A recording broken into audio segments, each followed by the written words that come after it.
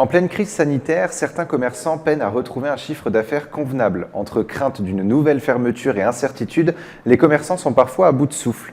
Pour les aider au mieux, la communauté d'agglomération de l'Étampoi Sud-Essonne a mis en place un plan de relance en juin dernier. Et pour en parler avec nous, je reçois aujourd'hui Gwénoline Destas, chargée de mission développement des commerces de proximité à la CAESE, et Caroline Noël, directrice du développement économique à la CAESE. Bonjour et bienvenue sur Sensation. Bonjour.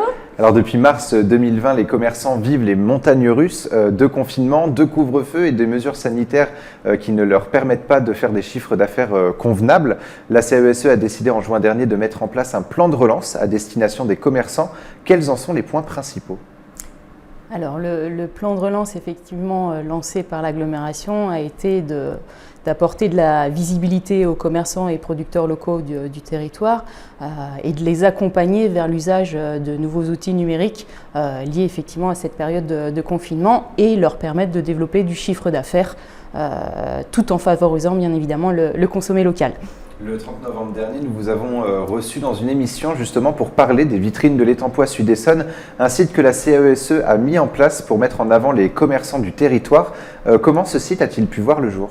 Oui, ce site a été mis en ligne dès le 11 septembre, décliné très peu de temps après en application mobile, donc les vitrines de l'Étampoi Sud-Essonne.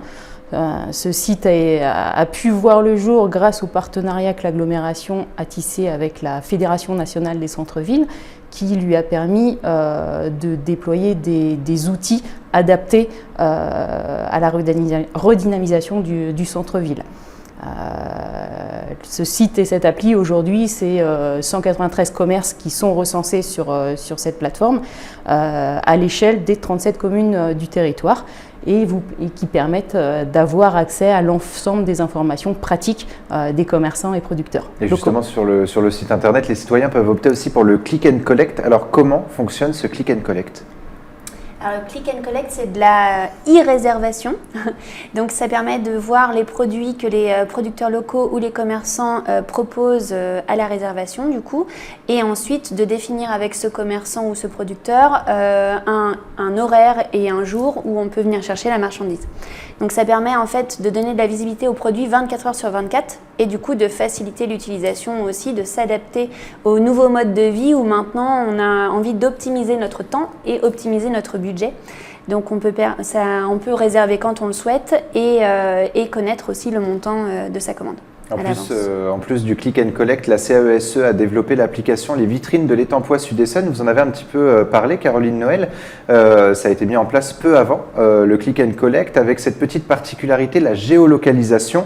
C'est un véritable atout, cette application, pour les citoyens qui souhaitent justement trouver un commerce près de leur domicile.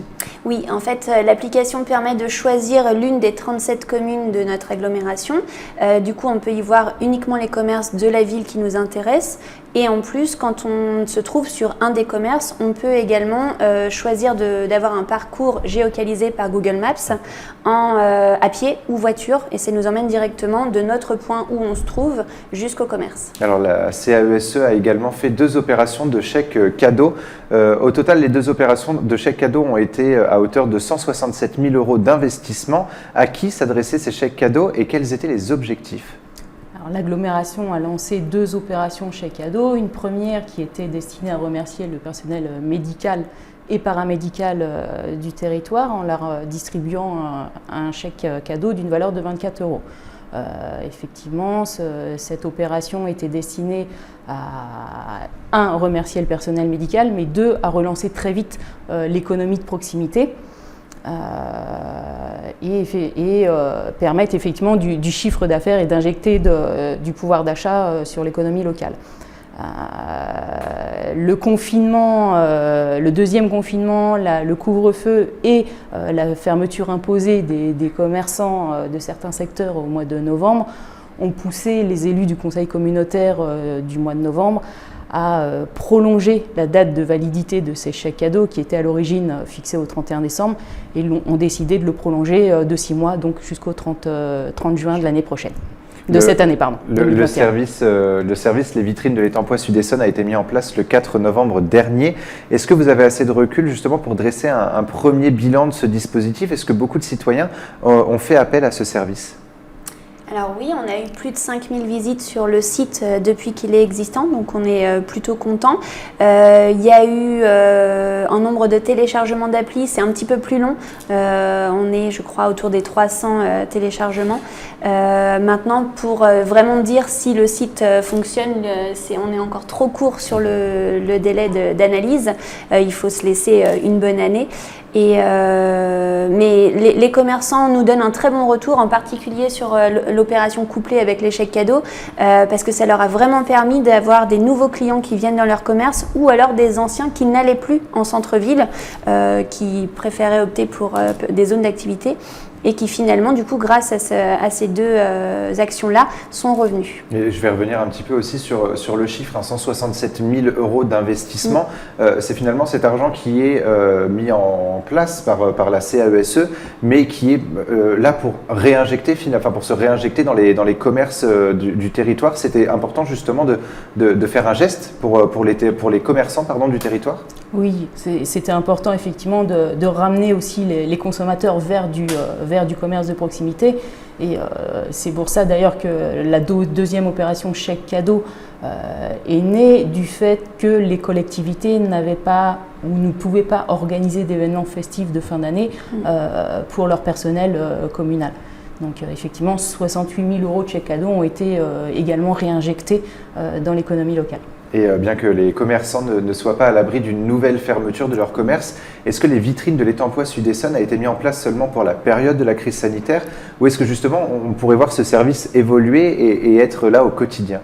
Non, l'idée c'est bien évidemment de faire perdurer ce site et cette application et de faire en sorte que l'ensemble des commerces de proximité figurent sur ces outils. Et de faire en sorte que cet outil devienne un petit peu l'outil de référence pour les commerçants, mais à la fois aussi pour les administrés. Et un autre point essentiel que la CAESE un autre point essentiel, c'est que la CAESE a mis en place une aide aux commerçants sur le territoire, c'est le fonds Résilience. En quoi ça consiste ? Alors, ce fonds Résilience est né d'une volonté de la région, de la Banque des Territoires et de l'ensemble des intercommunalités franciliennes de compléter les dispositifs financiers mis en place par l'État, à savoir le fonds de solidarité, le chômage partiel, et de permettre à des entreprises qui n'avaient pas ou peu accès à ces dispositifs, de leur permettre effectivement d'avoir accès à des avances remboursables. Et la CAESE est très attachée à ces commerçants, on le voit depuis juin. On avait reçu aussi le président de la CAESE, Johan Mittelhauser, qui nous avait présenté aussi ce plan de relance envers les commerçants. Pourquoi est-ce que finalement c'était important pour vous de réagir pour venir en aide aux commerçants? Est-ce que c'était pour continuer à mettre en valeur le territoire malgré la crise sanitaire, ou est-ce que c'était aussi une volonté finalement de les aider? Les deux. Une volonté de les aider, et surtout parce que le commerce fait partie de l'économie du territoire, et il fallait effectivement apporter une aide directe auprès de ces acteurs économiques. Et comment est-ce que les commerçants peuvent accéder à ce service, les vitrines de l'Étang-Poix Sud-Essonne? Est-ce que vous les accompagnez pour débuter justement sur le site? Oui, il y a une formation, tout ça est gratuit. Ils peuvent juste faire la demande d'être rajoutés sur les vitrines. Il faut juste qu'ils soient commerce de centre-ville et également sur les 37 départements de l'agglomération pour en bénéficier. Et donc on leur fait une formation soit à distance en ce moment, ou soit en physique directement dans leur commerce ou à l'agglomération, pour leur expliquer comment prendre en main l'outil, comment mettre leurs produits en ligne, comment mettre leurs bons plans en ligne, et vraiment qu'ils se l'approprient. Et c'est un outil vraiment très facile à prendre en main, du même titre que de mettre une actu sur une page Facebook. Et alors vous l'avez dit à un instant, vous avez eu des retours des commerçants justement globalement. C'est quoi le retour des commerçants? Est-ce qu'ils vous remercient? Est-ce que ça les a réellement aidés justement à retrouver un petit peu ce lien avec les citoyens du territoire? Oui, vraiment, ils sont hyper contents du dispositif. Ils espèrent que ça va continuer. Ils ont pour certains des difficultés à prendre en main l'outil parce qu'ils sont pas à l'aise avec le digital. Donc c'est aussi toute la difficulté de la mission et de vraiment leur faciliter cet accès au digital et en commençant par les vitrines, mais on peut également les accompagner pour plus. C'est que du positif. Merci beaucoup Gwénoline Destas et Caroline Noël d'avoir été avec nous sur Sensation. Je rappelle, le site internet c'est lesvitrines-de-l'Étempois-Sud-Essonne.com et pour revoir ou réécouter cette émission, rendez-vous sur notre site et application Radio Sensation.